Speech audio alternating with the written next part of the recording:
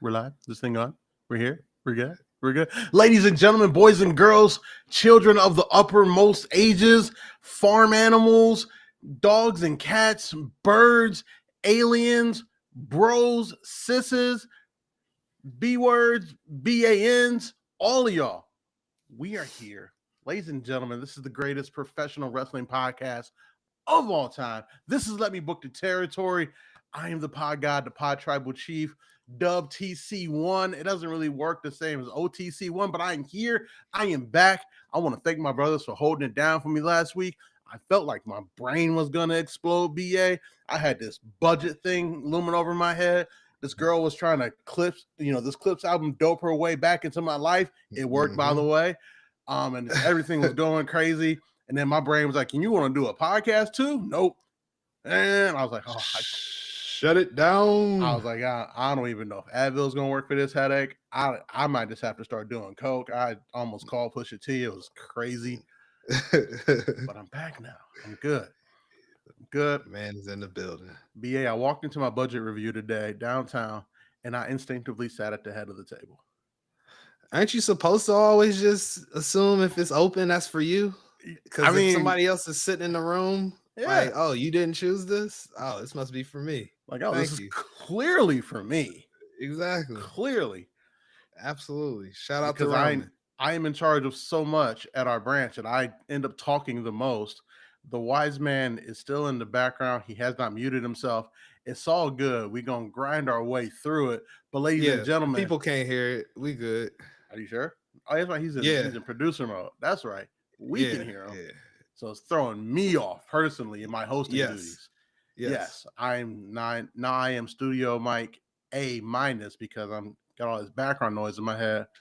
But ladies and gentlemen, joining me as always is the bearded superhero himself. I am talking about the super dad of all dads, going full RK bro today. Got his shirt on, got the tree getting rolled. Chinstrap Jones, Me Sauce Mafia, Don himself, the Tony D of this pod. I am talking about BA DiBiase.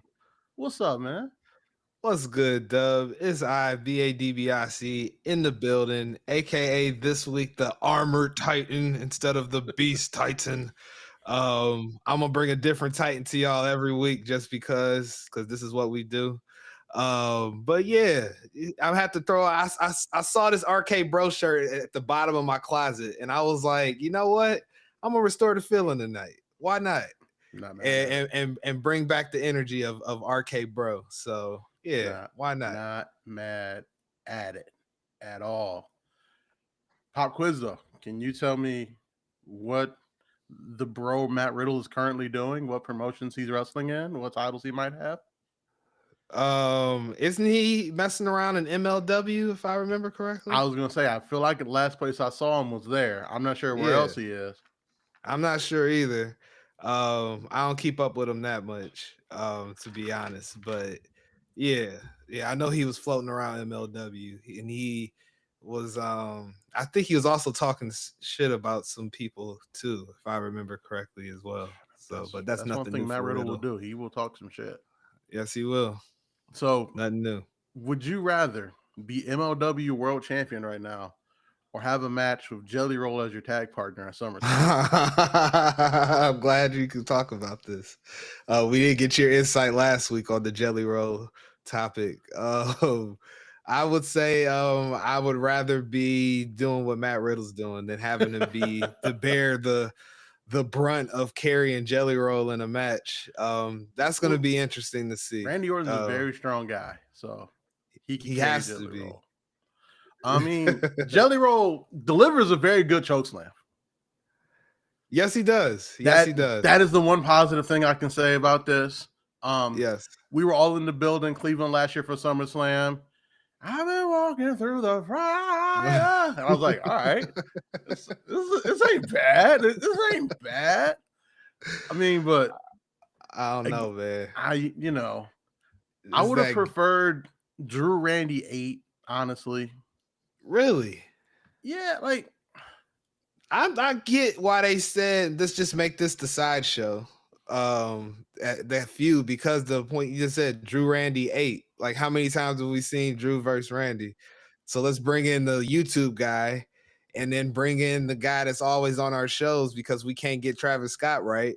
So yeah, why not?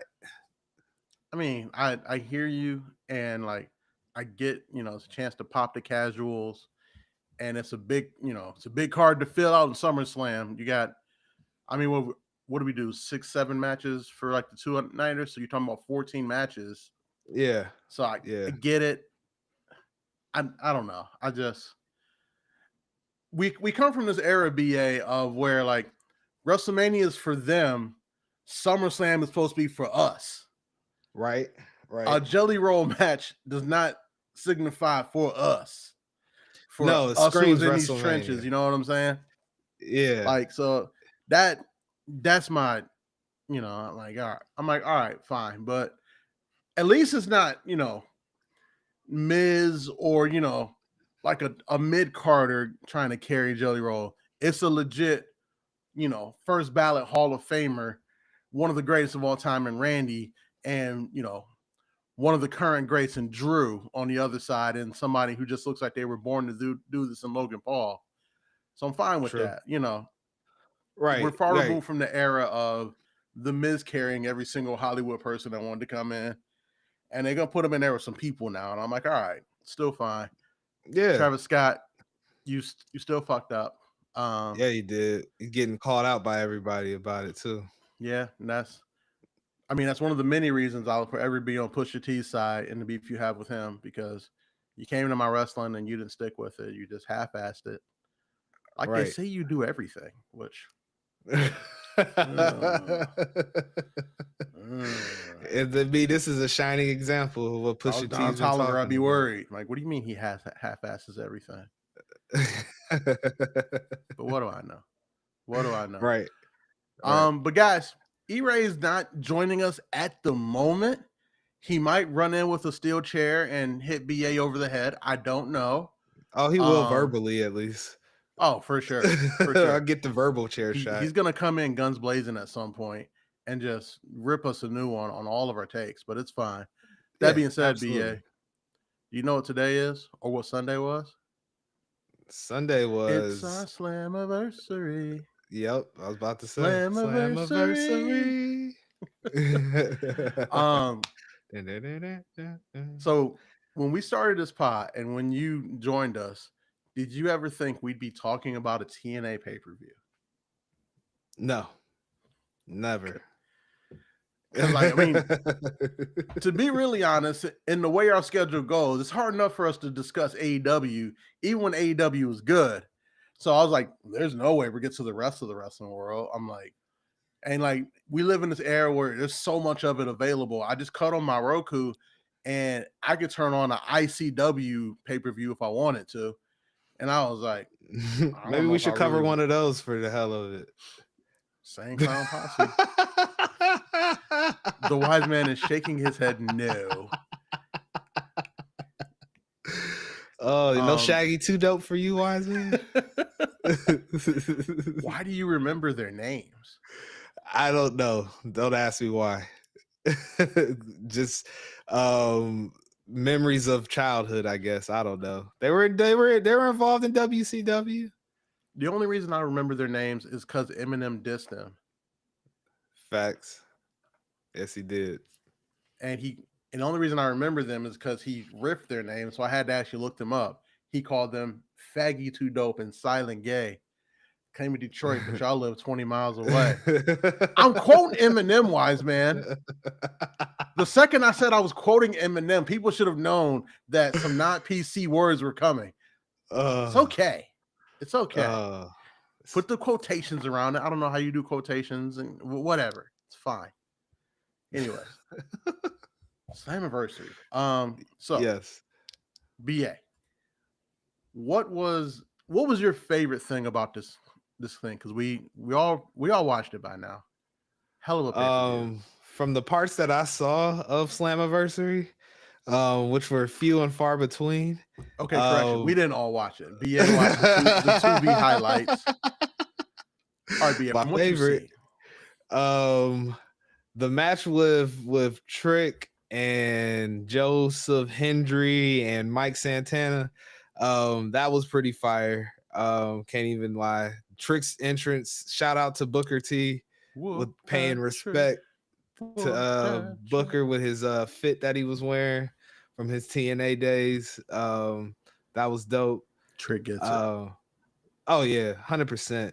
But my most favorite part about this whole event, to be honest, is just the cucking of TNA. It's just they are just bent over in the corner, crying while they masturbate with their own tears, and watching NXT run in the building and take over everything. It's crazy to me. If you recall, in the chat, I said JC Jane had to be doing some crazy stuff for this to happen. I'm not gonna say those crazy things, but she had to be doing some crazy things for her to be belted up with those belts now. And yeah, JC 2 belts. crazy, Like insanity.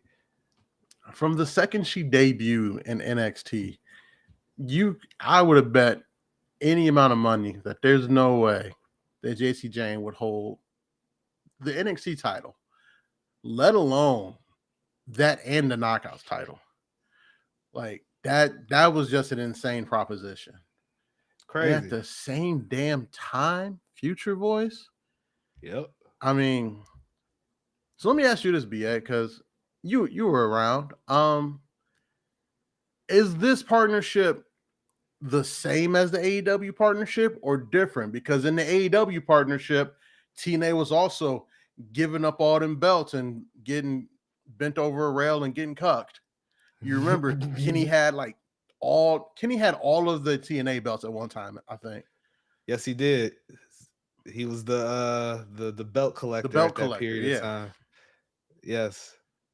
I'd have to say this is a completely different partnership.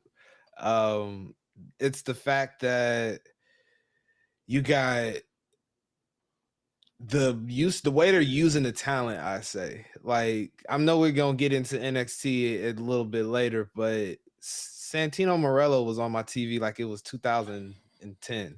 Like, I never thought he'd be back on WWE programming. Yes, 2007, 2006 era. So, um, yeah, that was crazy to me. The fact that they're integrating talent that much between the rosters. So I think just the way they're using the talent is completely different. Even though AEW was going over on them crazy too, just like WWE is.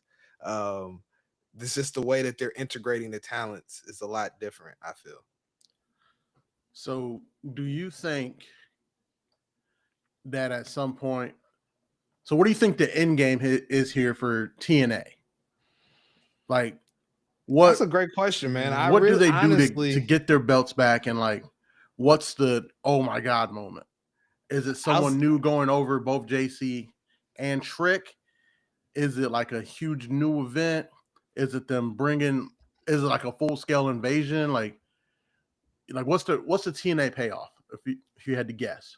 I've been thinking about this lately. Because I've been wondering what the end game is of all of this as well. Because I And have a theory, and I my theory is at Survivor Series, they're gonna have some sort of NXT versus TNA collaboration in okay. which some belts may be on the line.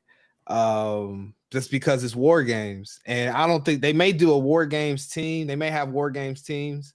Um, that would be dope, but they have to have some matches on that card, I would feel like too, as far as championship belts go.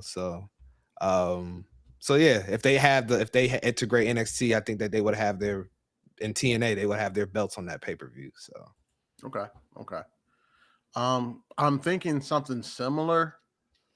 I think the next kind of thing in this is for them to build up someone to take that TNA belt off of JC. I don't know if Masha Slamovich is going to be the one or they build somebody else new. Um, I think having it be Indy Hartwell would be amazing. I think that's where I would go. And I mean, clearly Santana's the guy. Like he has to be the Yeah. guy to take that belt off of Trick. I think they're building to launching, not launching, but like announcing a big TV deal. Get them off of Access TV, which you can only get if you have like a super duper $500 a month cable package or some illegal stream thing, which I don't know anything about. Uh, I think I think that's where they're heading. I think maybe like right before or like right after whatever, PLE they invent, Survivor Series weekend, that's where they do it. They take these belts off of Trick and off of JC and TNA going into the future, starting in January 1. We got this new crazy TV deal on regular standard cable, or do people even have cable anymore? They even call it cable? Old people do. Okay. A Old people channel have you can the find without crazy going packages deep into the 400s. for sure. And hopefully like a good streaming deal. That would be dope. And I think that's where you go. But like again, it's crazy to just watch this and just think, man, we're watching Slamiversary. Mustafa Ali and Cedric picking up where they left off 4 years ago. Yep. Cedric Alexander delivering the lumbar check to Tasha Steeles was one of my favorite moments of the night. Because it just reminded me of that super viral clip of him delivering the lumbar check to Candice LeRae and her bouncing like a ping pong ball. And I was like, yes, give me this crazy indie shit of people hitting their finishers on super small individuals. It's great. And then Mustafa to hit the 450. Beautiful. Not the best 450 of the night, though. No. Leon Slater with that Swanton 450. I saw that after y'all had said it in the chat. That was crazy. I wouldn't seek that out. It doesn't like it should be humanly possible. Like, no. And for him to do it twice in a match within 5 minutes. Crazy. Insanity. And then Muth announced yesterday on the socials, he's taking some time away. Got to figure out his next move. Should Muth make a play to try to get under the big lights? What do you think? I would love to see it. I think because that's the one thing he hasn't done yet. He's dominated TNA, from what I understand at least, and he's never wanted to deal with the WWE schedule, but maybe it's time for him to want to do that. And plus, the schedule ain't what it used to be. So there's that. I think that's a big thing. The schedule isn't what it used to be. Yeah. There's no longer you're on the road 300 days a year. It's probably closer to 200, which is much more manageable, And I think him being a former professional football player, he's getting that competitive itch. Like he wants to prove he can be the best, in the top brand, under the where the lights are brightest, if you will. Right. And like, if he can do it there, listen, checks write themselves. He's dream matches up and down that card. Facts. Moose Roman, Moose Braun Breaker, Moose Seth, like, give me Moose Punk. I'm interested. Sign me up. I'd be down for that. The super athlete that is Moose versus the best in the world. Come on. Yep. Come on. Spear versus Spear. Him and Braun Breaker. Yep. Come on. I would like to see it. I'm not mad at that. So you telling me he goes straight to the main roster if he comes to the Fed? Absolutely. That's fair. Yeah, absolutely. To me, the NXT stop, it's a thing for women because that's always been known as like the best women's division in wrestling. So I get why Jordan Grace and Mariah May wanted to go there. They didn't need to, but I get it. But some of the guys like, Ego and Ricky are different because they were off TV for a very long time. So you put them on NXT to heat them back up, remind people and introduce new people. But a guy like Moose, who's been steadily on TV and like in big time matches for damn near a decade now. Yeah. Straight up. What's he gonna go learn at arm drag school? Like Fair, nothing, fair. nothing. Like you bring him out there and you attach a rocket to him and you have Moose debut the same way Chris Jericho debuted. Mm.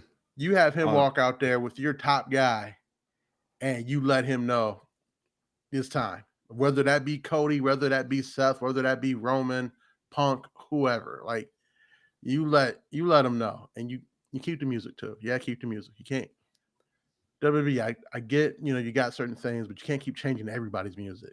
When they changed Jordan Grace's music, I was like, what the fuck is going on here? And they were like, yeah. oh, we got to save the sirens from Braun Breaker. No, you don't. No, Nah. we're smart.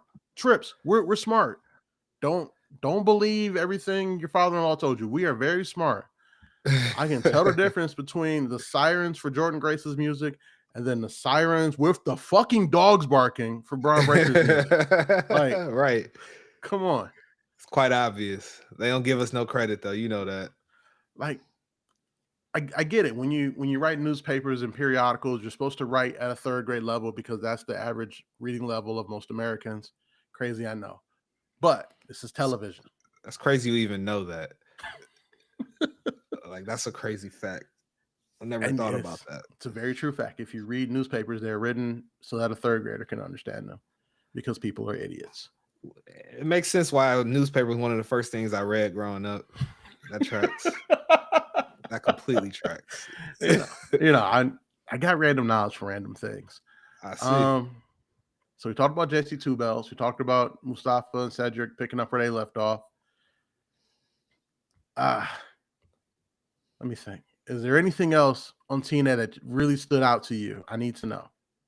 That really stood out to me from this weekend. We talked about Trick already. Yep. That's it. That was really it. I mean, outside of just the TNA action, and the Dudleys are back. They go wrestle the Hardys one more game. So let's do that. Really? You not excited for that? No. Why not? You hate nostalgia acts, Dub. I'm starting to When was realize the last that. time the Dudleys wrestled a match? I don't know. 10 years ago, maybe. Yeah. Yeah. There you go. 10 years ago. What are we talking? What have they done recently besides Train Power and Glory 2.0? Facts. Man, I don't know. They not gonna go in there and be on their TLC WrestleMania 2000 shit. Then what's the point, BA? I understand what you're saying. If the Hardys and Dudleys ain't climbing ladders and throwing each other through tables, what's the fucking point? I get the concern, but the Hardys still put on great matches. They still deliver. Like I'm cool with the Hardy side of it. I'm cool with it. It's the bringing the Dudleys back at this age, like, and if they're not gonna do the thing, why are we even here? Like they're not gonna give me a DIY Motor City Machine Gun style Grap Fest. Like no, this ain't big meaty men slapping meat. Like they are here for the wassa move, putting 3D in somebody through a table and going home. That's all I can see going down. That's what people want to see. Do they? Was there any clamoring? Somebody want to see it. One more match out of this. I mean, I don't know. You get one more. It's like I said, it's the nostalgia. I'm not mad at it. It doesn't hurt my feelings, and it gives me another reason to watch TNA. So, hey, I ain't mad at it. Mike Santana being like super over wasn't enough for you? That is, but this is just something extra. This is like when back in the day when Bret Hart came back to wrestle Vince McMahon in that terrible match, and it was already on a stacked WrestleMania card. You're just like, hey, get to see Bret Hart and jorts beat up Vince McMahon. Why not? Listen, and on top of other shit that was on that card, it's the same thing. Is I don't want the Dudley Boys having a match taken away from me seeing the hometown man in his hometown. I get that. He's a hometown man. One of the greatest comedy bits in the history of wrestling. He's a hometown man. And that's all the theme song says. And everyone cheers like he's from there. I'm like, this is so. It's one of the It's a great great things about gimmick. wrestling fans is that since we're all in on it, if the bit is good enough, we'll go along with it. Right. Like, Right. you know, Enzo Amore coming out saying, my name is, because he can't say that name anymore. He lets the whole crowd say it. And I'm like, Smart man. we're still here. We're still here, guys. It's great. It's great. How about the These fourth rope guys coming in there and just getting a W very quickly on that pre-show? I loved it. That's how you do a pre-show, AEW. That's how you do a pre-show. Give me something No. I ain't seen before. Don't give No, me it's not. the Rizzler and Big Boom, AJ, and all that bullshit. So I hear you on the match, but as someone who turned on that pre-show when it started, we've been so spoiled by AEW and WWE in the production value, in the way that they prep their on-screen talent to be a panel. Yes. Like Dreamer and whoever the other dudes on there, they looked fucking lost. I'm like, yo, this is bad. Like, this is really bad. I'm like, can we just get to the in-ring action? Like, can we just let Tom talk about stuff? Like, this is bad. Yeah. Like, and I get it. Like, that. a major publicly traded company has a lot more access to media training. I get it. But come on, But guys. you would think Dreamer's been around the block. He shouldn't be lost like that. Dreamer didn't look like he wanted to be there at all. He probably didn't. He loves busted open because he can do it from his house. So yeah, He ain't he's gotta probably sorry. leave. He ain't got to get camera ready. Right. All right. He's probably like, I'm too old for this shit. Like, he got me talking with these schmucks before his pay-per-view. Speaking of, I'm not getting paid enough for this. BA, did you know that Danny Glover was only 41 years old when he decided he was too old for this shit? I did know that. I did know that fact. And that And scares the shit out of me. you know what? Every day of my life, I understand so much more why Danny Glover decided at 41 he was too old for this shit. Oh, yeah. Absolutely. And the fact that he looked like so much older is crazy, too. Like, that nigga looked like he was like 50 when he said that shit. People used to age like milk in the 80s. Like, what was going on? It's cocaine, man. It's a hell of a drug. That's all I can say.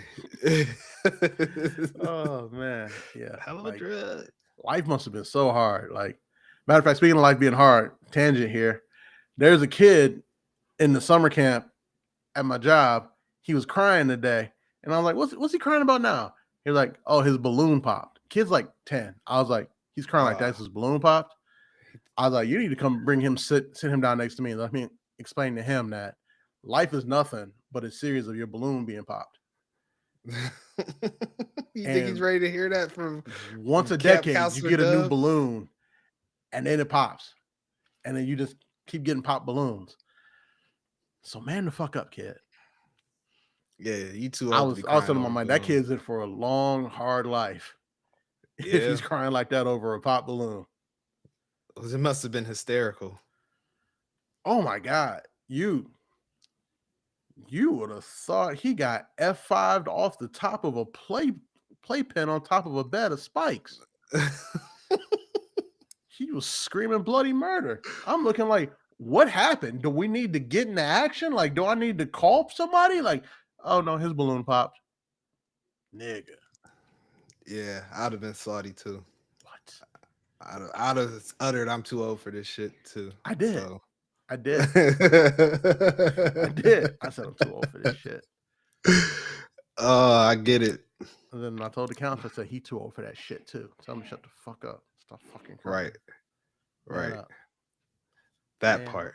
I see why all the cameras be bullying his ass. Anyways.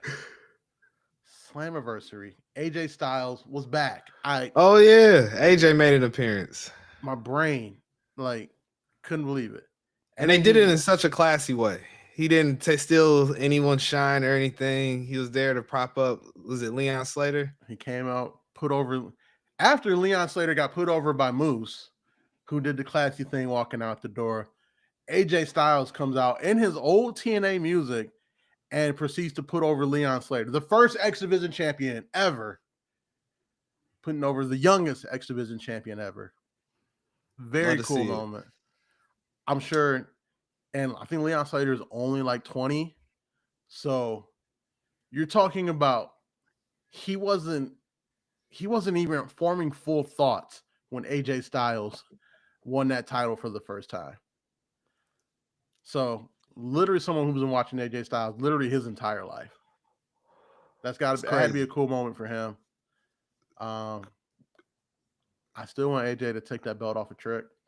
Like, I really do. I think it'd be the coolest thing ever for AJ's retirement tour because we are much closer to the end with AJ Styles. Uncle Allen, I'm sorry. Uncle Allen don't want to let everybody know he's retiring yet, so he wouldn't do that. I mean, he's putting together a good comedy bit on Monday Night Raw right now. You know. Oh, it's so good, so fucking good. That bit this past week was gold. He came out as absolute the doctor. Gold. Oh my god, so funny.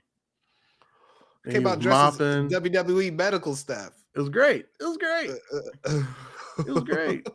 Dom took a nice little kick to the shoulder that looked like he had to turn his shoulder into it because Raquel Gonzalez was gonna miss because he did. Yeah. She does. Should we just get into it? Because I thought the same thing when she threw that boot. I was like, oh, Dom helped her out so much. Yeah, stepping into that. Dom's the consummate professional. I know he jokes he's like a 20-year professional, but he is. Like, he knows what needs to happen and where he needs to be, even to cover up for some of his coworkers' mistakes. I grew up at Rey Mysterio's house, of course. Booyaka. 619. Man, I saw that they sent Rey Mysterio to a Padres game or something. I was like, man, they just be working that man. Can he have any rest? Like, he's not even on TV and he's still working more than most people on TV. I don't think he's clear to come back yet, but yeah, I think he's healthy enough to be out of the sling. So they're like, oh, what? Ray, you think you can send him out to the San Diego so he can go pitch? They said we out the first pitch of the game. You ain't taking up tsunamis for this. Get back to work. Talk about Survivor Series. You're not getting no peace. No peace for Rey Mysterio. Crazy. Ever. Speaking of no peace, the homie E-Ray has joined us. He is going to give us no peace. He's going to roast us for all of our takes. He's going to yell at me for introducing him in such a way, and he's here. Yes, he is. The dreads are in full Medusa mode, so we're all going to turn to stone. What's up, Brody? BA's already stoned. Oh yeah, there's that. He's the armored titan, so you know. I have to be stoned. I thought he was the beast type. That was last week. He just going through the list. Okay. He's the beast titan when he calls his lady over. Now he's just the armored titan. Jesus, my child is giving me no peace. So there's that. Love it, but you know, I'm here. Shout out to the princess. What's up, guys? Hi, guys. Hey, buddy. Hello. What are you guys talking about? What are you guys talking about? Raquel Gonzalez fucking up. She almost missed that big boot to Dom accidentally, but Dom stepped into it, saved it. Whatever. She's been doing too much good work for me to just see. There it is. Let it go. There it is. Sorry. If you put someone next to Roxanne Perez, E-Ray will immediately be a fan. That's not true. She was with Liv. I like Liv. I thought Liv was one of the best characters of last year. Didn't like her. It reminded me too much. Yeah, but that's what I said. Like, once you put them next to Roxanne, you're like, she's good now. But I like Liv, so technically that should not have been the thing. That should have worked. It was too much like you don't like Liv the way you like Roxanne. Fair enough. There's lust in those eyes. That's crazy. To quote the great American vampire Deacon Frost, the thirst always wins. Oh, I'm gonna put that on the soundboard. I honestly believe the problem with Liv and Raquel is the fact that it was too much like a Shawn Michaels and Diesel dedication tour. It just looked too much like there that. you go. He hit it. Yeah. But somehow this isn't that. But exactly. It's not. It's its own thing. But it's weird because like Liv isn't the worker that Sean was. Like Raquel's much closer to like the work rate of a Sean, but she's not that. Like she's not that personality wise, but Liv was that personality wise, and Raquel's just workhorse. But she's opening up a little bit. Look, I'm looking objectively, and it's like, okay, there's certain things that she's doing. I think since the Kevin Nash intervention, that again, speaking of the Diesel, it's helping her. Again, I've seen a lot of people miss some spots, and I was like, for her, it was like a hyper focus. But again, I got to give it time. I got to give it more time to establish. But what I'm seeing outside of the ring, I'm liking more. And if that's a step in the right direction, if I've ever heard one or seen one. Okay. All right. So, anyway, I'll let her live. I'll let her live. Did you guys happen to talk about the mini jobs of AJ Styles? We were just getting into it. Damn, I'm good. I need to know when did he get this medical degree? When did he get this degree in janitorial engineering? Like, I need to know. Like, he worked with Bow Wow's dad. It's the glasses. The Remember glasses make him like and roll bounce. Oh yeah, Chi McBride. Shout out to Chi McBride. He went crazy. Bow Wow should have got his ass beat. I'm still tripping. I'm like, I don't care if your mom died. I will whip your ass. Who's you talking to? Right. Remember me, nigga. Remember. Sorry. Shout out to Chi McBride. This is before therapy and stuff was cool. So yeah. Oh yeah. Unhinged E-Ray before therapy. Like 70s, no PC, gentle parenting. I'm whipping wholesale ass. Especially if it's my male child. Oh, you challenging me? What? Say it with your chest. Daddy, no. Just the phrase gentle parenting makes me so stressed out now. Just looking at all these kids in this camp and hearing these parents say, make good choices. And I'm like, wait, what do you never say that to someone who's good. Right. And I'm and I keep telling the counselor, the problem with all these kids is you keep telling them to make good choices, but they don't have consequences for the bad ones. But they don't know how to make good choices. If they're already bad, they only choose violence. That's it. That's the only alternative. True. The counselor keep asking me, so what consequences should the kids have? I'm like, pain. Yeah, they are in a violent stage right now. Like they constantly are fighting and scrapping. And like Avery is like, yes. It's constant in my back seat, man. It's like Avery will hit Journey and Journey will scream and be like, she hit me. I'm like, well, hit her back. You gotta hit her back. Great parenting, no, BA's right. Consequences.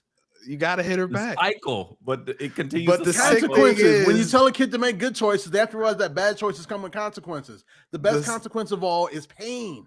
The sick thing is like she'll hit Avery and Avery thinks it's funny and then she laughs at her face. Avery's no selling. Insult to injury. She's no selling like Goldberg. Like Obafemi. Oh, better yet, like fucking Hangman Adam Page, Hangman Journey Page. Oh! About to catch a hidden blade to the back of your head. Take you out. Yeah, next time I come to visit, I'm wearing a referee t-shirt. You should. For sure. It's that crazy now, man. They fight. They get it in. I love it. I have to keep them separate. I love the fact that Avery's no selling it. That's great. That's insane. That's how you know she's the crazy one. Yes. Yes. It's like that's not even like a negative connotation. It's just factual. Like I got a crazy niece. It's like, oh, you're the crazy one. You already know what's gonna happen. Like one day she walks in with a shaved head, and you're like, okay. You don't say nothing. Checks out. Just let it be, and keep it going. Conversation. They're great people though, but they're just crazy. So BA, what finishers are you gonna teach your daughters? Like I need to know. Canadian destroyers. They're gonna have no C3, C4 spine. Choke slabs, power bombs. You know, the general things. Which one are you teaching the choke slam to? And why are I they would teach working that like to big Avery. women? Because they're tall girls for their age. Yeah, they are. People tell me that they don't look their age at all. So, yeah, they're gonna be wrestling like how Raquel's trying to get it in now, like big girl style, big back. B.A. Journey hitting her Brian sister Nash. with the Tejada bomb is hilarious. Big boots all over the place. Like, that's insane. Yep. Better buy him some Crocs. Keep it safe. You'll be missing all types of teeth. Smile, Facts. just big ass gap missing. All they wear is Crocs in the summer. So There you yes, there we go. Teeth Already put it in prepared. sport mode and save teeth. Yep, got it. All right, E-Ray, when we gonna start training your daughter to what are we doing? She gonna be a luchador? What's going on? No, if anything, she will definitely be a big woman. Like I don't think that's the only time she gets violently angry is when food is not present and abundant. And yeah, I'm 6 foot something. Her mom's like 5 something. We're both larger human beings on the spectrum of life. I don't think she has a choice. DNA rules. If she's some type of stick figure statuesque model, okay, that was weird. But I cannot wait to Paul Heyman this bloodline of my nieces from the pod. It's gonna be so great. all right. This dumbass. That's what we're gonna do. Give you full Roman Reigns rant. But anywho, AJ Styles, mad degrees, mad jobs, very Jamaican. I'm not mad at it. And are we What's the next job that AJ Styles is gonna have next week on Raw? Shit. He should be the club toilet guy. You know, like when you walk in the club and dude's like, oh, in the bathroom. Oh, yeah, give you paper towels and perfume and expect you. And you I'm feel not so giving you guilty no when money. you know. I I feel know. so bad. I never did. I'm like, Thanks, I'm man. gonna use all Give your me one of the mint. services. Right. Delicious. Give me that soap. Now give me a mint. Right. You gotta Dry tip? my I hands. don't carry off. cash. No, I'm not doing it myself. You dry my hands. All right, I didn't make him a slave now. I just used the things that were there that I was going to use anyway. BA's making him do his bidding. Follow me to my car. Turn it on. Drive Open me the to my door. home. Right? The hell? Go Money pick up in my the Premier League. DoorDash. Right? On foot. Do I get a tip for being your dasher? No. Tip. Not at all. Here's What a is tip. that? Make better choices in your life. Should have made good choices. Make good You're choices. out of here. There you go. Pain. There you go. The pain in his eyes. But Hey, see, he didn't make good choices. He's the bathroom attendant and BA I know. slave. Consequences. That's right, kids. If you don't make good choices, you'll become Mr. BA's slave. And then the gimp just comes up. Get back in that closet. Get back in that closet. Sorry, guys. Now, who wants ice cream? We're just ignoring that creepy guy that just went back into a closet. What creepy guy? Yes. Exactly. What happened? Don't worry about that, man. He'll be okay. It's okay, Mr. Slave. Turkey, Mr. Slave. Anyway, do we see WrestleMania anointing AJ Styles with the Intercontinental belt? I'm assuming you meant SummerSlam because SummerSlam would be a long way away. I said WrestleMania. Holy shit! Sorry, my child is ruined me.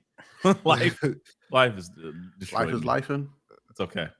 It's fine. I made good choices. I think. Proud of you. Maybe. I wouldn't be mad if AJ Styles won that IC title belt. Unless Hater Finn jumps in and then, he don't got no reason to hate. He's happy. He's got all those belts he be cleaning and holding. He's happy. Okay. Finn is actually satisfied. BA, you clearly haven't seen a new Superman movie and watched Lex Luthor just hate everything about this man's existence. You don't need a reason to hate. You just wake up BA and is just crazy. say hate. It's a Because good the point. hate is still there, and it's so obvious.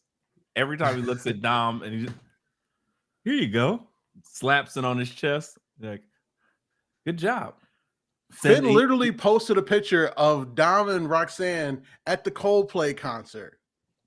Oh, damn, never mind. He's a hate ass nigga. Got it. Damn. I had to catch myself. Moving on. You're welcome. I'll tell you off. Looking Like, forward Moving to right it. along. Hater Finn is like, he's fighting for the title, but I think Drew's still probably going to keep the Kendrick Lamar Hater of the Year. I mean, actually, we might need to rename it the Lex Luthor Hater of the Year after watching Superman, because, boy. Haven't seen it yet. It's on, all I it's can on tell my you list.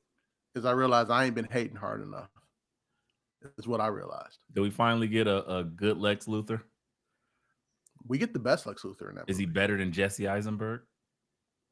Yes. Yes. Sure. That was a tough performance to beat. Tough. Listen, Nicholas Hoult is the best Lex Luthor in the history of Lex Luthors. Is he also the best Beast in the history of Beasts? No, Kelsey Grammer's the best Beast. Kelsey Grammer was born to play that role. Brave choice. Interesting. Okay. Yeah. And it's the best Superman movie ever. And I hate that character. Ever. Just in general. Listen here, 313 brother. I hate Superman with a passion. I think he is really same. most. See, you don't know nothing about you. You're a good person. He's like, really? I love that guy. It's like he's always wants to be good and do good. I'm like, ew. I just never heard. I've never heard somebody have so much hatred towards Superman. I've always hated Superman. You've known me for I think you've probably known me longer than you've not known me at this point. This is true. I don't like any chance I get, I shit on Superman because I'm like, this nigga's corny. Fucking dweeb. You got all this goddamn power. Why? Be a fucking loser. Kill some niggas. I get it. I won't get into that. I'm not like a super villain, but I just always thought how he's portrayed 98% of the time, specifically in movies and I'll probably say the TV shows as well. He was corny. In the animations, they always did a better job of just making it more interesting. But it's very hard to build a movie around a guy that's constantly just so good that it's corny. And it's like, I hate that. I need a little bit of strife or a little, like, I'm more of an anti-hero guy. A little edge. Yeah, I need to be like, I'll save you if it coincides with the things that I'm doing as well, or if it somehow benefits me. I'm not just doing it for the love of the game. Like, that's just crazy.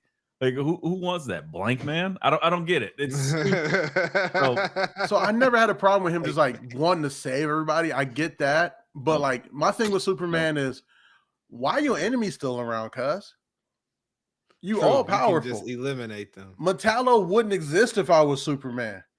Like, I would have lobotomized Darkseid day one. What are we talking about?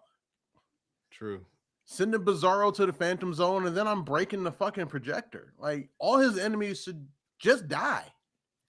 Dub's taking it a little too far. I'm not gonna murder. But then it's also the same thing with Batman. Like, why are you arresting these psychopaths? Like, because he created them. They're gonna by his existence. They exist. Kill them. Then he kills himself. There's enough industrial vats of acid in Gotham. Throw them in there. If he killed them, then what would he do at night? Like, he'd be bored. He'd have to be normal. I don't know. He had to go to therapy and figure out his shit from his dead parents from 42 years ago. No, I'm just gonna keep fucking vigilanting. Just speaking of Batman, most unrealistic thing in that Superman movie, at some point, people are like leaving Metropolis, fleeing the final battle, and there's a sign, and there's people actually going to Gotham. No way. That's like, oh my God, there's something happening in Shaker Heights. I'm gonna go to East Cleveland. No, right. I'm not doing it. Ridiculous. Right. I said that like out loud in the theater. I was like, people are choosing to go to Gotham? Nah. I'll take my chances with the aliens But and the explosions and shit. I'm But not going isn't to like fucking Gotham. Right. Starling City and all the other shit like right next door? Yeah. I went there. Just saying. Anyway, yeah, all these cities exist. And for some reason, the only like American city that actually exists in DC is Detroit, which I find very weird. do you? No, I mean, it's very. Never mind. I'm not getting into it. We got wrestling to talk about. No, I don't. Yeah. Anyways, don't flee to Gotham. How excited are you guys for Punk and Gunther after that promo on Monday? I was already pretty excited just because it gives Punk the opportunity to hold a title. Now I'm even more because Gunther was talking shit just as good as Punk was, right back to him. So I'm here for it. I think that was the shocking thing for me, that Gunther kind of like Gunther's not bad on the mic, but he's not seeing Punk level. And I was like, this don't feel like that big of a mismatch. Right. Right. What was some of the notable bars? Maybe I missed it. Yeah, I wasn't moved. I mean, Gunther said his same thing of, I'm going to beat you down. I'm going to drag you into deep waters. I'm going to put you to sleep.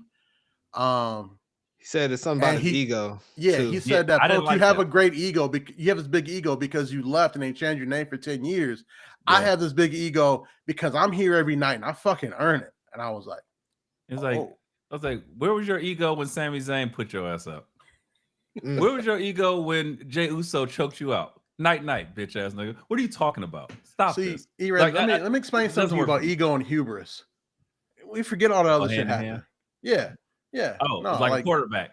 Forget the last play. Only the next one. That quarterbacks and corners, baby. Like, it's fine. I'll get the next one. I'll pick the next one off. It's fine. It's all good. It's all good. That's a fact. Did they just burn me for a touchdown? So next play. We all good. Right. Ball up top. Ball up top. There you go. That's right. Yeah, I mean, again, I wasn't moved by it, but I get it. Sentiment is the same. I was more so thinking, and again, I'm going to get a lot of shit for thinking this, but I'm thinking, is this all a work so that way CM Punk seemingly is about to win, and then here comes Seth. That's all I'm thinking about at this point. And if it's not, that's fine. But I feel like it just feels like it could be, because everyone, he's got to be gone for such a long time. And I'm like, okay. I mean, probably, but you're saying there's a chance. So I want that to happen. Like, I want that to happen because I don't want Seth to be hurt. But I don't know, man. And I would love him just keep denying CM Punk, even on crutches. That level of hate is insane. I would love it. That's close to hater of the year shit right there. Like, that's high level hater. The same way Roman's speech was like high level of dodging accountability, and like those two things go hand in hand. Fellas, Roman Reigns dodged all the accountability for the end of the bloodline the same way women dodge accountability in relationships. What were your thoughts? No, we don't do that here. No. Oh, you hear that, BA? He's in a happy relationship. They hold each other accountable. I mean, I also watched Love Island season 7, and yeah, it was very easy to throw those in there. But no, there are men dodge their accountability elsewhere and otherwise. Usually when it comes to like telling the truth and not using your penis for other things. But be that as it may, hey, E-Ray, stop letting facts get in the way of my good equal jokes. opportunity. Was it? What was that? Equally assured self-destruction. Mutually assured. Yeah, whatever that is. You know words. I don't know words. Anyway, don't let bad words get in the. Make good choices, Dub. Make good choices. I've never been accused of making good choices. We know. Catch and release. Free Willy on a bit. See, E-Ray, you missed it. She out here about to. This Clips album is dope. Her way back into my life, and it worked because I'm so easy and basic. I was just about to say, because you're easy and basic. That's crazy. Yeah, pretty much. So, hey, big head. You see that Pyrex, you like, oh, Tybeck, yeah. That's what it was. Instead of saying, "Hey, Big Head," it was like, "Oh my God, you're right. This Clips album is a classic." And I was like, Oh, she hit you with the "You're right" too, and you was like, "Oh, "Oh, it's happening." I get it. Yeah, it was a wrap. It was a wrap. Don't tell me I'm right and agree with my musical taste. Bone City. Anyway, gotta go ring shopping now. It's crazy. Damn, that Dub would let Huda ruin his life 3 times. Fold it. No. Cap. No. The cap is anyway. No. Listen, Huda would have had one time to get mad at me for something that basic, and I'd be like, I would go full BA and like, you know what? It's just over. Until you seen her do the thing that she does, and you like, oh God. Come on. All men do is get on these mics and lie. Stop the cap. That's all I want, but it's okay. Hey, more lies. Listen, I didn't say I wouldn't go back when she was doing that thing with them things. You never left. Me and her would be in a vicious cycle is all I'm saying. BA, we need you to watch Love Island season 7. That's okay. I understand. Almost 35 episodes a week. I was insane. Anyway. Tribal Chief, back. Tribal Chief. OTC 1. Yeah, completely just taking no accountability for anything he did. Oh, it was because of this dumbass. I let him in my family. I didn't abuse and mentally destroy my family members. He was a business partner. Like, you didn't help me keep that title. The Usos did. Solo did. Sammy even helped a little bit. I was like, and then you destroyed it all. It was all you. I ain't do none of it. I'm a saint. I'm the tribal chief. And then he kept calling Braun son and junior. I was like, he little bro the fuck out of Braun Breaker right now.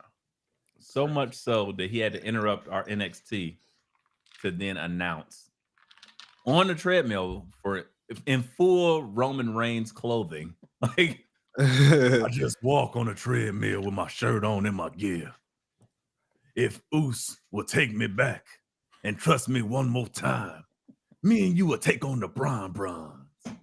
Like, another little bro move, calling him the Bron Brons is crazy disrespectful. I mean, I would call them the Bron Brons. I was trying to think of 2 Brons. I was trying to figure out a way to connect them, but I love them. Bron and Bron. Yeah, it works. But come on, you know Roman meant it in a very dismissive way. The Bron. Bronson Breaker. It's crazy. Anywho. Do we see any way that they lose? Who, Roman and Jay? No, not a chance. No. I know. That's the only thing that annoys me, because this is the one thing I'm loving. Bron Breakker is getting such a phenomenal push. Bronson Reed is not quite, and I need it to be even. I need the, what do you call it? I need the Bronson Reed to be just as loud as the Bron Breakker, if you will. Like, it bothers me that Bronson faces Jey Uso and takes an L, but then you have Bron Breakker beat the shit out of Sami Zayn and Penta and everybody essentially. So for me, I love what's going on here, but I need them to put a little bit more respect on that monster that is Bronson Reed's name. The walking PTO approval. Facts. Like, oh, look like you're gonna be out for a couple weeks. Says who? Me. Tsunami. I need it. So I get it. If they could pull that off at SummerSlam somehow, that's a statement. I would love it. But I feel like I don't think Roman and Jay take that L, because like not even they're rebuilding Roman, because it's looking like we're careening towards Roman Cody 3 at Mania next year. The rumors are out there, like with Seth being on the shelf. If Seth is really on the shelf, they made Roman show up to work. Cody's probably getting that title back between now and Survivor Series. and Roman some Cody heel 3 Cody. is looking like it might happen. Heel Cody versus face Reigns. I can see it. That's what they want. They want it so bad for Roman to be a baby face, not a forced one. And heel Cody is it's such good shit. It is such good shit. Especially now that he can go full Homelander. Oh man. It's gonna be so good. It's gonna feed generations. Can't wait for that. So speaking of heel turns, is Bayley turning heel again? Kind of. I'd say she's kind of turning heel because of how she's acting with Lyra and all that kind of stuff, but we ain't there yet, so to speak. So yeah, like it feels like she's like, hey, I got this tag title match, and like she's just being super positive, like kind of like she's pink clouding a little bit, and like I don't know if you go like, does she just break or is she actually like doing something diabolical here? E-Ray looks very confused. Never heard that term before. Pink clouding? Pink clouding is something where someone's like, usually it has to go with someone going through like a very traumatic experience, but saying like, yeah, I'm doing great. It's all good. No, I didn't just. Oh, toxic positivity. Got it. Yes. Oh, Pink clouding was the phrase before toxic positivity. Got it. Yeah. So I'm interested to see if she's doing like the toxic positivity before like a break, or if she's just like being a diabolical, conniving heel, because we've never seen diabolical conniving heel from Bayley. So I think that might be something interesting from her as well. But then we've also never seen psychotic break Bayley too. Either way, it'd be fun. I'm interested because I think Lyra's going to get her crowning moment at SummerSlam for sure. But they're going to need to chicken shit heel. What type of heel would you classify her previously? Chicken shit heel for sure. Okay. Like, she was always trying to dodge challengers. When she turned heel on Sasha back in the Thunderdome days, it was beat her down once and then not accept her challenge until they finally got the match, and then Sasha got the belt off of her. She's always been a chicken shit heel, and a chicken shit heel with the faction too. When she started Damage Control, of having these underlings kind of do her bidding for her.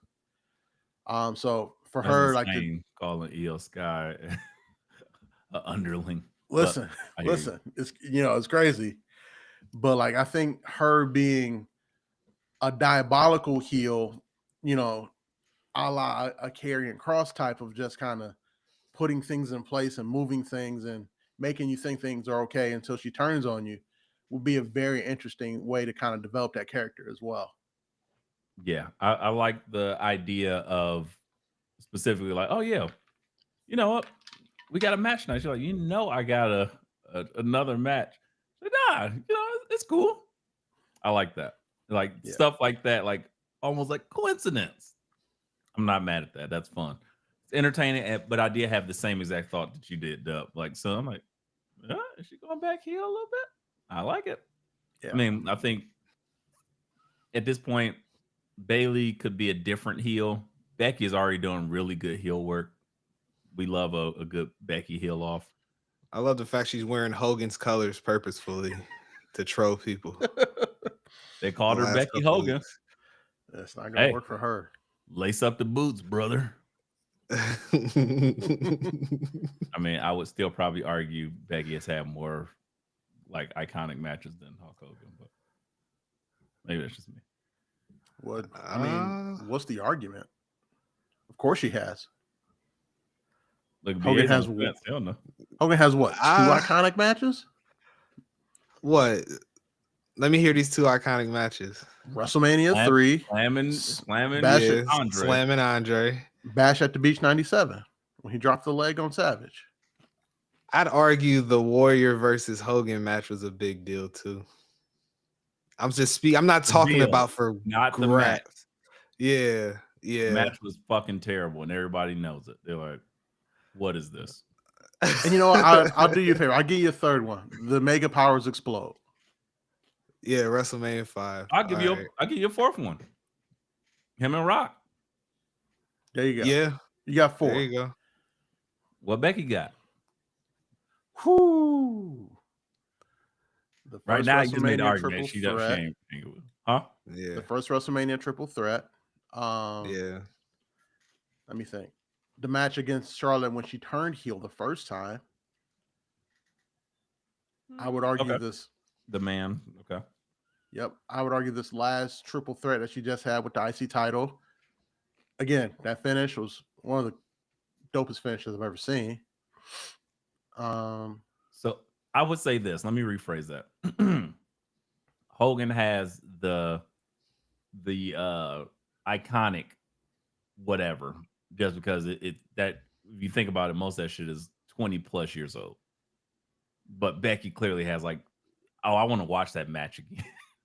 I have Oh no yeah, desire to see I want to see Hogan shit from back in the day. Like that at shit all. is ass. Ass and a half. Yeah, not at all. Anyway, moving Hogan right Warrior along. was so bad. The worst. That's why I was like, BA, what are you talking about? Sometimes you just gotta say, BA, what are you talking about? Probably once. That should be that's almost a segment inadvertently every episode. He says something like, and I can't control my face. So I just, But I give you the build. I give you the build comment because I mean it was a big fucking deal. It was the first face versus face. They just did not execute at all. Hogan. You guys remember Hogan Warrior 2 at Halloween Havoc? no. Yes, that was the episode of the BA and Wiseman show. We covered that. You're right, it was. That was absolute wrestle crap. What a terrible pay-per-view. I think that match, no, it wasn't. It was when Warrior showed up. It messed up Davey Boy Smith's back because of that little lever thing they had in the ring. That Warrior was supposed to come out of. Davey Boy Smith's back hit that recently. Yeah, which gave him debilitating back pain and led to his drug addiction, which led to his death. Thanks Hogan. Ultimate Warrior and Hogan. Right. Your guys' fault. All I remember from that whole feud is that jean vest that Warrior was wearing with his logo on the back. God, One Warrior Nation, brother. Yeah. Two horribly racist people. We wish nothing but the worst for them. I only like one of them though. I don't know. Fucking I love the Warrior. He's fucking nuts. Yeah, because the cocaine was pure back then. He was like, it's fresh off the boat. Like, you want some catering? He just go back, crush up a cookie, and just sniff it. Oh, and then he just walks out to the ring. Boy, this thing is crazy. That clip that always surfaces every couple of years of him training those kids, just cussing them out. Oh, I love that shit. This thing is insane. That's my type of insanity. He's actually I'm insane. I'm sorry. Yeah. I'm sorry. Anyway. Man, we went from a Bailey heel turn to Ultimate Warrior and cocaine. E-Ray heel turn. I like crazy shit and abuse. No, sorry. Disclaimer. E-Ray, make good choices. I'm trying. It's all jokes. Nothing we say here is real or about real people. Right, Dub? Don't you dare say it. Okay, there you go. I was waiting for him. Anyway. NXT. So, E-Ray, you were not here when me and BA discussed. It's our Slamiversary. But it bleeds right into NXT. So, I want to ask you, since I already asked BA off the top, how do you feel about JC2 belts? Funny you ask. I've had some time to think it over. As I watched her. Okay, let me rewind. Slamiversary. Actually, sorry. Let me rewind. Winning the women's NXT championship. I thought, oh, that was a choice. Then watching how they proceed to carry on, have everybody come out, somebody who's never even wrestled in a WWE NXT ring before, come out and say, "You're the most beatable champion." Bitch, who are you? We don't even know. That's somebody in the crowd that just said that. That's crazy. Shout right? out to Laney Reed. Shout out to Laney Reed. Big Bama Slammer. But You see it. oh no, I was just saying that for y'all. Pop. Anyway, Nah, you like your Trace Leches? I feel you, bro. I'm lactose intolerant.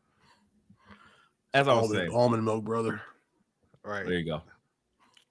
I was like, okay, I see where they're going with this. This is clearly a setup for Jordan Grace or Blake Monroe, or as Booker T called her, Monica Monroe. So Booker T never change. not one bit. We in the great state of Texas, man. But I just didn't understand. I was like, okay, this has to be a setup for this. So as things transpire, I'm like, oh, okay, guess it's not. Then see her and Masha Slamovich at Slamiversary. All I remember from previous podcasts, shout out to the Corner podcast that we used to listen to a lot. They were just, oh, Masha. I'm like, okay, now I'm actually getting to watch her work. I'm like, oh yeah, this is setting up for them because of what's going on with Trick Williams taking their title. Oh, now they about to get one of NXT's titles, and then that's going to be the thing. Makes sense. And then Slamiversary happens. I was like, they did the thing. Holy shit. Now, watching NXT this same week, and I see JC Jane dancing in the ring, hitting the CEO with 2 belts. I'm like, I like this. They're just subverting everything we expect. And it's fun because we don't expect it. And we're just waiting for somebody to just haul off and beat her ass. And she's like, that's right. Y'all talking about I'm the most beatable champion. I'm the first fucking double champ to have the Knockouts belt, a TNA belt, and our main title as well. I was like, that's fire. They still keeping the group together. I don't know where they're going with this. So I'm having like so much fun trying to figure out where they're going next. I don't know. Like I legitimately don't know. Do they have somebody from like make her do double duty and she lose both belts in the same night? Do we see her retain one of them? Perhaps. I don't think so. And do we actually see somebody in NXT crown that championship prior to her group imploding? I don't know. It's so much going on. So many questions. I'm gonna hand you the pen right now, E-Ray. Who would you pick in NXT to take one of those belts off of her? Ooh, that's tough. Because, man, I've been enjoying a lot of the work. They sort of kind of I hate that they elevate it, but she still is doing the same role, Ren Sinclair. I would love to see her like get a serious push going on, but I don't see that coming anytime soon currently. Of course, there's always Jada Parker, but I just don't think she's ready yet. I think she'd be better served with probably the Women's North American. Lash Legend has something going on that she could be in line for. I could see that. But I mean, the obvious would be either Blake Monroe. I think that just looks right. And she's kind of that character where you're going to do that. Otherwise, like, why is she here? Right. Okay. I think Jordan Grace doesn't really need it, but I think she can play a part. Interesting. So you don't think they should put that belt on Jordan? No. Okay. I mean, because obviously the story they're telling right now is Jordan trying to get her way to JC in that build-up. But Blake Monroe is interfering. Mm-hmm. So it's like they kind of have them occupied to the side so other people can get a little bit of a chance and shout out because that feud is kind of blocking the the need for a championship. Like maybe if you want to do it, sure, just so you can have them two feud over a belt eventually, like at the top of the year or something. But I just don't think it's necessary. Jordan Grace, yeah, I think you can do it, and I think it would be good to have either her win it or probably I would like it better if she lost it to Blake Monroe. I think that's going to be the money. That would be fun. But I just don't see her like getting through them because they just played a completely different story by adding Blake Monroe. It's just kind of confusing because she could have definitely went against Jasmine Nix, took out Cowgirl, and then yeah, I just got nicknames for people. Come on, Twitch. And then we go, oh, now we got our way to the championship. That would make sense to me.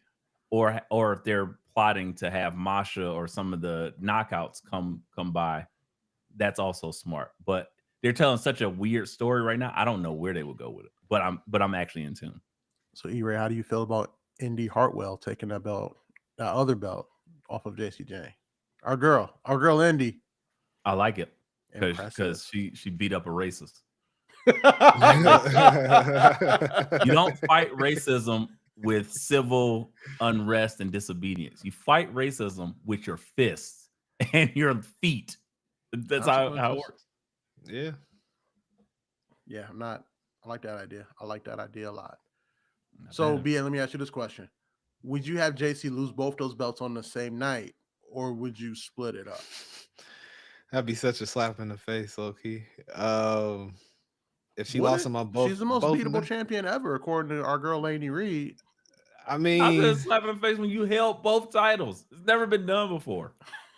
True, but it would be just unceremonious to lose both of them. I don't know. I don't like it. I feel like that'd be a ceremony of, hey, she's getting called up because we got something here that we didn't know we had. So let me get these. Let's talk about that piece of it. Do you think that she's call upable right now? Like, I don't see that. They called up Blair Davenport. What are we talking about? She got fired after they called her up randomly for nothing. I'm just saying, no hate to Blair Davenport, but just saying, if you equate the two, well, specifically, that was hate. I don't think so. I think you're wrong. And let me explain why. I brought her up specifically. He is crying. Why is that so funny? That's crazy. How you just jumped off. It was just out of nowhere hate. It's not hate, bro. Why y'all laughing? Y'all making me laugh. You're making me do it. Don't do it. I'm gonna do it too. Don't do it. I don't think it's hate because again, I'm just. Hey, I still hate you. That's crazy. This don't even involve you. No. You don't even work here no more. I still fucking hate you. And I get it. I got old coworkers like that. I got people to this day that I still don't compare me to you. I get it. You're sick. I get it. No. I get it. That ain't this and this ain't that. I'm just trying to say that Blair Davenport was called up without having a title, without like even being in like any type of story. It was so random that they called her up.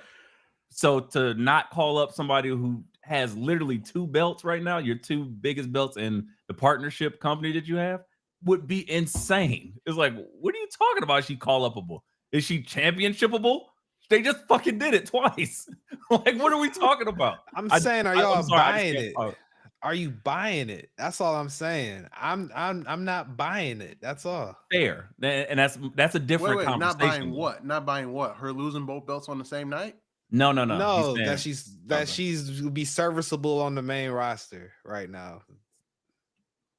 Well, I won't say that either.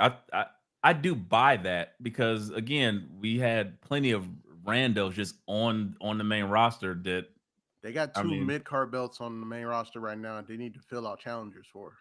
Right. And she could possibly be somebody of note, given because her character work is good. Her in-ring work is solid. It's just not like popular. Yeah, like she's not undeniable talent. She's not Stephanie Fakar or something like that. But she can do the job and she can be entertaining and she has something where you're like, okay, cool. So again, the call up, yes, I think she's able to be called up now specifically because she has both belts. That puts a spotlight on you like no other. Secondly, I think she could do good work on the main roster. Am I believing that she's undeniable? No. But I do think you can call her up and just see what she got and let her build. You got Zoe Stark on the main roster. You got all these people that have been on the main roster that are probably equal level as far as like the sort of, I don't want to say talent, but more so like the vibe of what you feel from them as a character. Mm-hmm. So I can see her fitting in just the same, but also she has really good character work. So that would be the defining factor, if that makes sense. Yeah, but they called up Blair Davenport.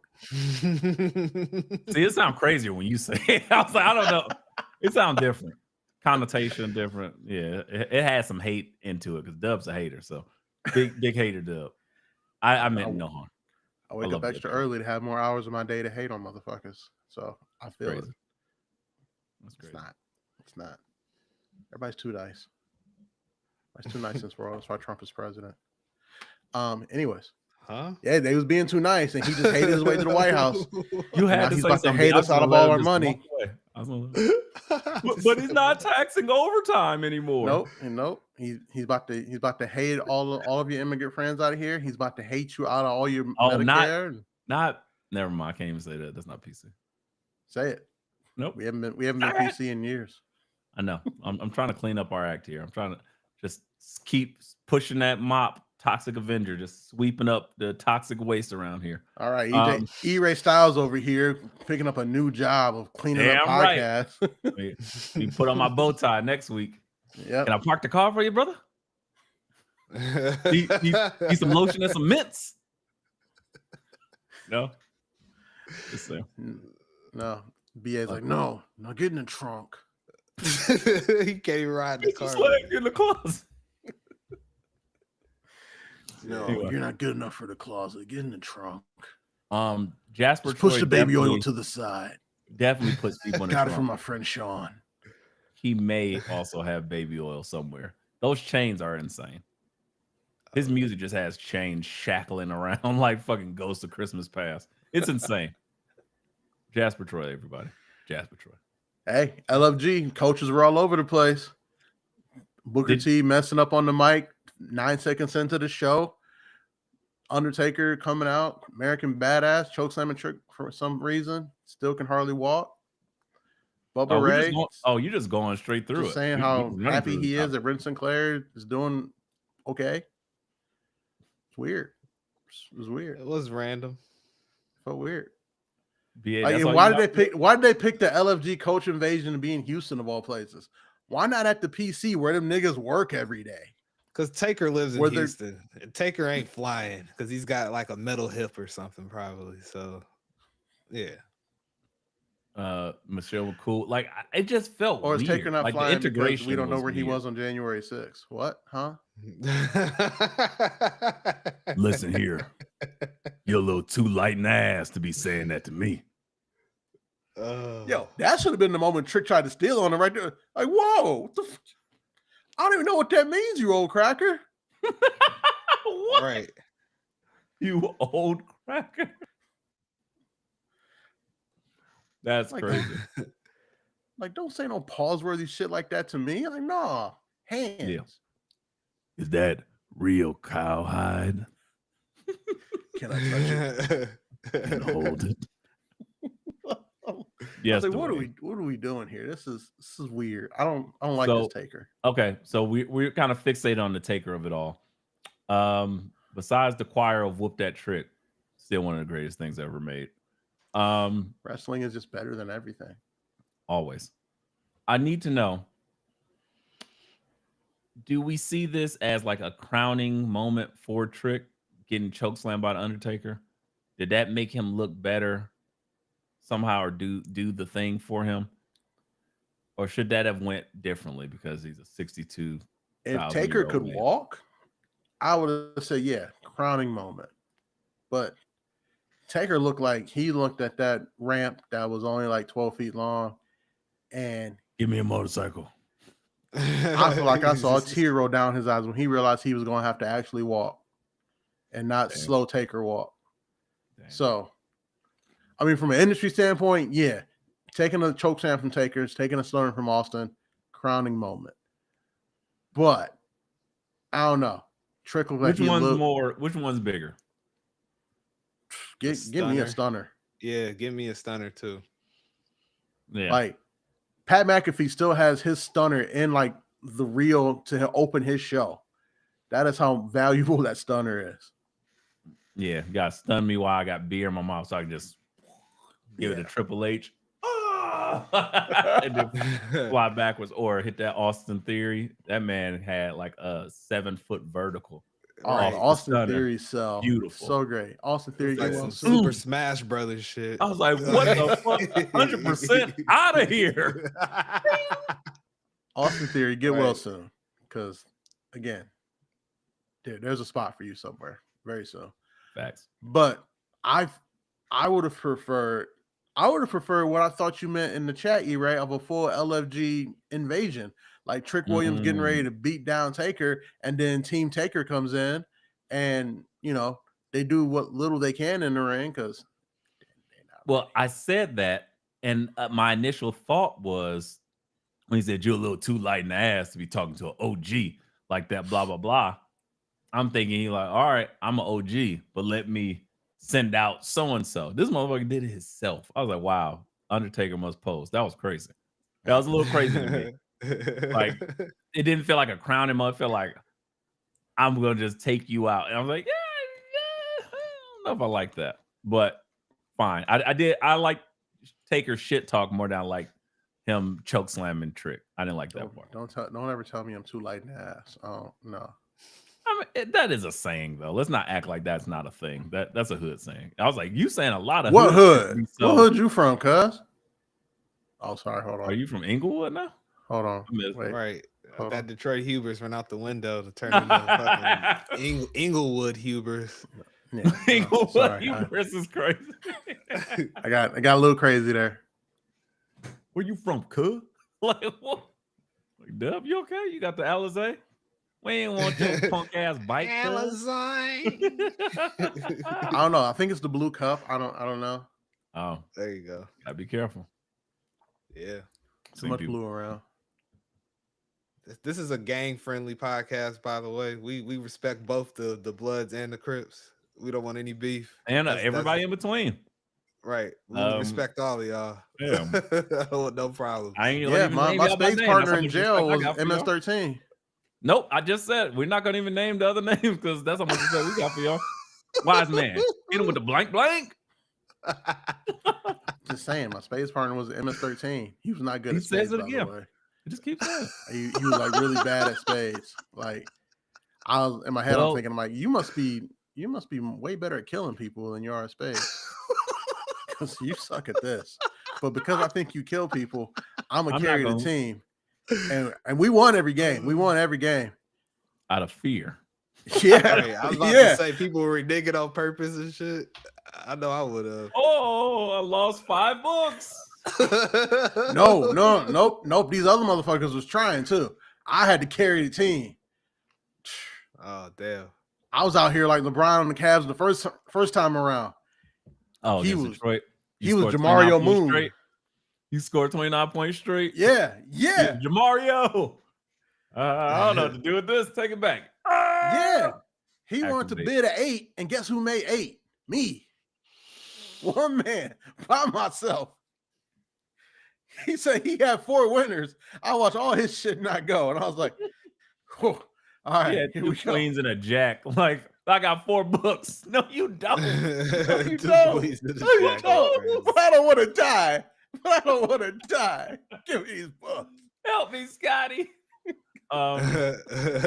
You know, Scotty could Dub. help me because Scotty doesn't know. Yeah, Dub feels a certain way when he compares himself to LeBron. He has never done. He's being LeBron. That's how. Yeah, different. It's different. Something's different about Dub. I don't know. We'll figure it out. It was true, man. Anyway, Undertaker Interesting thought process. I don't know. So it just did not sit right with me, him choke slamming Trick. But I guess y'all said it's a crowning moment, so I'll let it happen. I I'm would sure have he liked felt honored. more if they took the ending segment of him being like, "Hey, you should go after the big dog in the yard," and then him saying like, "Yeah, you too light in the ass to come out of OG, but I got a young OG for you," and then I don't know, do something with Javon and Trick again, Yeah, something like that. But I mean, but he's I not guess I going see that where way. they're He's going going. after Oba. I'm not mad at that He either. is. Because Javon is the only one right now that I think is in any type of position that they can build to take that belt off of Oba. Because who else? Right. Briggs of Anarchy. Not last night. All right. Because it was Yoshiki wanted to You know, fuck around. BA clearly E-Ray isn't getting any sleep because never would he put over Briggs of Anarchy and Raquel Rodriguez in What do you one mean? pod. He did last week. I got the t-shirts. I'm a fan. He Wait, put you over bought- Briggs last You bought week. Briggs of Anarchy t-shirts? Yeah, got a skull on it and everything. It just comes on the shoulder. Hookah skull. Ooh, blue mist. Delicious. E-Ray, blink twice if you're in danger.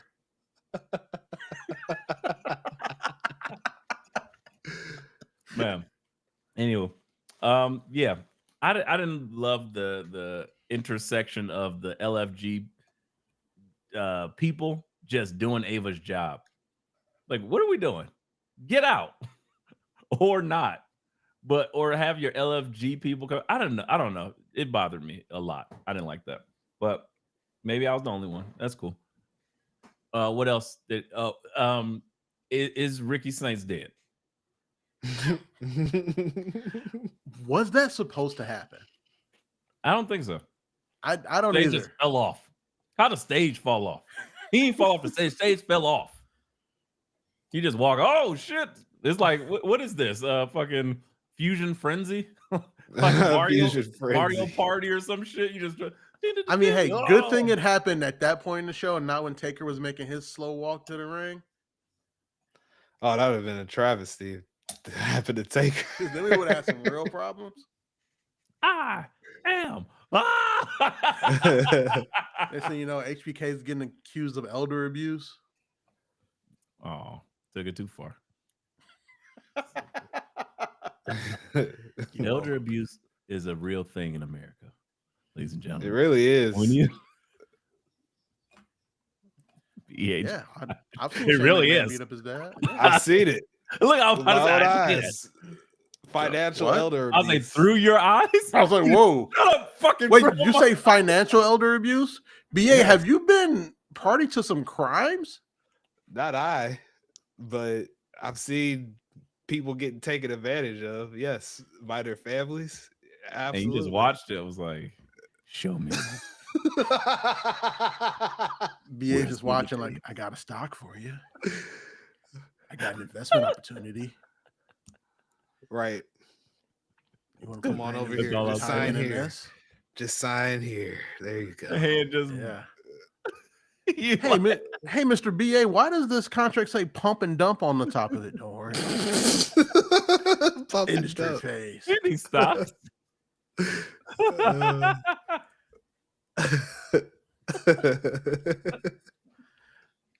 Why is This this sounds like a lot of what that Jordan Belfort guy was accused of. That's a fictional movie.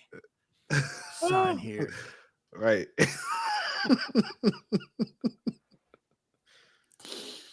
Sign right here, and you'll make all my riches. I mean, your richest dreams come true. Wall Street 3, BA's University. Right. Oh my goodness. I was just watching the first Wall Street the other day. Of course you were. That's funny. That's on brand. Like BA just sits in the room and start watching them like the worst people do the worst shit. Like Wall Street 1. Wolf of Wall Street. Boiler Room. Like BA definitely has that as a playlist. It's just like background noise for him. Yeah. It is. Rounders. Wall Street's definitely background noise. Gordon Gekko doing all sorts of shrewd shit. Come on now. You definitely turn those movies off before they end, don't you? Because you don't want to see him get caught. Facts. I'll usually fall asleep before that happens. Oh, this movie was so good. He'll do so much cool stuff. Have you ever seen the full movie? No, I always fall asleep, but it was a great movie. Got it. Terrible. I do crazy. have I just fall asleep towards the end, right in the middle of the day, and I'm not even tired. My brain just turns off because I don't know. It's weird. I've never seen the end of it. Huh? I do have a theory that Wolf of Wall Street is like the generic white bro movie of the millennia. Like it's a fever dream of orgasmic pleasure for them, like unhinged whiteness. Yeah, like cocaine, somas, throwing midgets or small people or little people. Have some respect, BA. You have a midget child out there somewhere, probably. I probably did. Sorry, Daddy? small. Why, Daddy? Daddy? Why they sound like that, not Peter Dinklage? Daddy, Daddy. And if I'm doing the math right, the kid's like probably like 12 now. Right. I don't speak like that in any way, shape, or form. I'm actually quite well rounded. I'm just 3'12". You're like, fair enough. Daddy. That's crazy. Oh man, that's what Ricky Saints said. Daddy, when the stage broke up. He took one step. Ah, Daddy. Daddy. And then Jasper Troy was like, "Hey, hey, hey!" And then someone yelled out from the back, "Jasper, jump on him!" All right.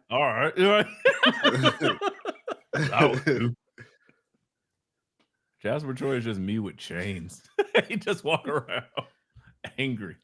Like that's my League of Extraordinary Gentlemen, Mr. Hyde. I just walk around with a suitcase. I drink the drink. I'm like, oh man, it's crazy. I wouldn't even talk to her. She didn't remember me. Like, okay, thanks, Jasper Troy. Jasper Troy's my alter ego. I love it. Yeah. So when I jumped on that man and murdered him after the stage broke, like a fucking Acme stage or I'll say an episode, a board in one of the Mario series of any game, Mario Party, Mario Kart, Mario World, it's something like that. One of them. Yeah. What did y'all think about that match? It was cool until the stage broke. I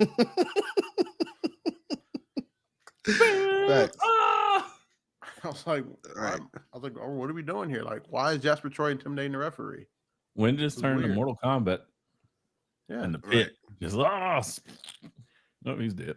And now Jasper's intimidating the referee, and he's saying, "Look, raw, Ricky fell," and Ricky's down there like, "Daddy." And then at some point, Sean was just like, "Tell Jasper to jump on him, finish him." Right, sell it all the way. Brutality. Shao Kahn HBK is crazy. Yeah, he definitely does that. For sure. With his cowboy hat on. Instead of a skull mask, it's just a cowboy hat. No, it's both. It's the skull mask and the cowboy hat. You gotta do the point. Right. You will lose. Love it. What else happened? I'm trying to remember what else. All Ego Ethan Page debuted a new North American title. And got challenged to a match by Santino Marella. The North of America title. That's what it was. I knew he named it something different. But it's the same belt, right? He just threw a Canadian flag. He threw a Canadian flag on it. Oh, that's fire. I didn't see that part. And then he sang the Canadian national anthem. Because he said, he doesn't want to be butchered by any Houstonian Americans. It was great. And now he's going to fight Santino next week. And love it. Have to deal with the Cobra. Love it. Crazy. That's one of my favorite, like, comedic gimmicks. Like, not only did I get to watch Enzo Amore cut like a 20-minute promo going to the ring with Zilla Fatu, on Sunday. I then Great. get to see Santino doing stuff back in the ring, and he said some shit that was so funny, and I can't even remember it. It just had me crying. You son of my gun. Santino's hilarious. So funny. You, Mr. Ethan Page. Yeah, I lost my shit when he said Ethan Page. He's so good. It's so good. It's crazy that his loins produced that creature of beauty that they did. Like, I don't get it. Yeah, because I would definitely think she would come out like a midget saying, "Daddy." But here we are. Man. Here we are. Crazy. So let me ask you guys this question. So since Ricky Saints is dead now, who's taking that belt off of Ethan Page? BA, I want to start with you. Well, it has to be our boy Jasper Troy now. It's just what it is. He has to step into the role of what Ricky Saints was doing because he absorbed him essentially. So yeah, so he could absorb his title shot. So you're saying that NXT Brooklyn Takeover 7, Jasper Troy is going to come out there with 2 Golden Desert Eagles and then just shoot Ethan Page? Yeah, and take the North of American title? Yep. Just take it. Don't even get a pin. Just takes it. I don't like the way you're saying just take it. So it can be very uncomfortable. Just say it. I'm sorry.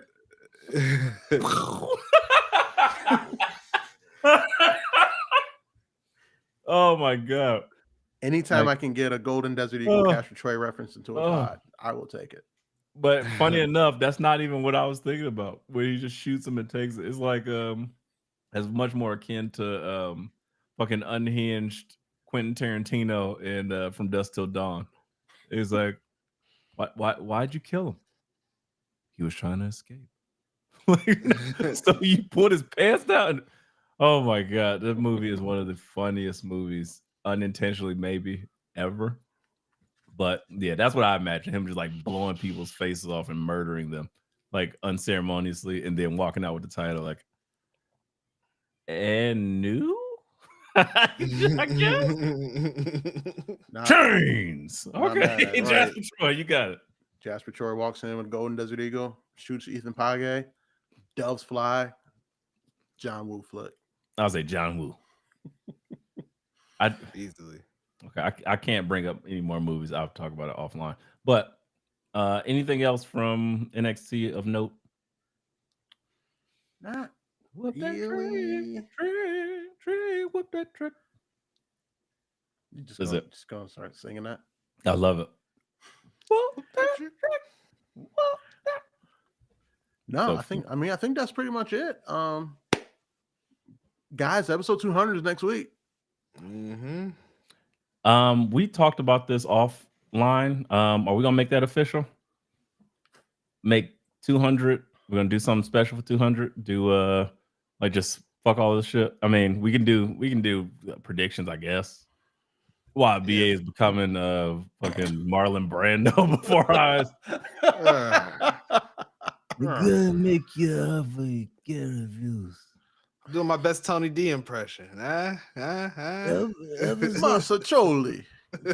Episode 200. Big ZD. My daughter. What are you talking about? But yeah, episode 200. Perhaps we do like the watch along thing that we're talking about with some of the best live matches we've ever seen, rewatching them and kind of talking through them. I love that idea. I like that. I think we should do that, and I think we should do picks separate. Just do our picks real quick. Just here's our picks. Suck it. Don't even record it. Here's our picks. They're online. Deal with it. Hey, episode 200.5. Some picks. 5 minutes. Here's our picks. Done. It's crazy how fast SummerSlam came. That's nuts. Faster. Pause. Never mind. Yeah. Here's our picks. Dub putting Cardi B through the mattress. Boom. Yeah. Now Stephon Diggs ain't nowhere to be found. Dub trying to get down. I feel you. I was Do trying you to get think? down. I was trying to get down beforehand. Yeah. They weren't whooping my ass. I mean, when you say get down, you meant like get laid out. I get it, but it's okay. Either way. No, I meant like lay on the bed as Cardi B. Hopped Oh on top. no. We don't That's do what I that. meant. I was That's like, I what don't know I what you meant. about to say. I don't want to hear it. Stephon Diggs can catch his hands. I wasn't worried. He I wasn't don't whooping know. my ass. I keep hearing some of the things. I want to say something, but I'm ending this show. Guys, this has been another episode of Let Me Book the Territory. Stay tuned. Next week, we are at 200 episodes. Who would have thought? Not I. Not with this sense of humor. not with these knuckleheads. I didn't know I would ever be doing a podcast with Marlon Brando. And what? What? Oh, I just thought you was. What movie was that? I thought you was a zombie from Return of the Living Dead. With the mouth throwing up everywhere. Yes, that's what I thought you were. You not sound like not Marlon Edgar Brando. in Men in Black. He's like, more sugar water. Put my face on straight. More. Well, guys, that's all we got for you this week. Stay tuned. Next week, we're going to probably discuss some of our favorite matches we've ever seen live. No, we are. Not about to, we are. And we're going to talk about those things. And yeah, just do some reminiscing, have some fun, maybe talk about some of our random moments. But guys, this has been another episode of Let Me Book the Territory, and we are out of here. My daughter.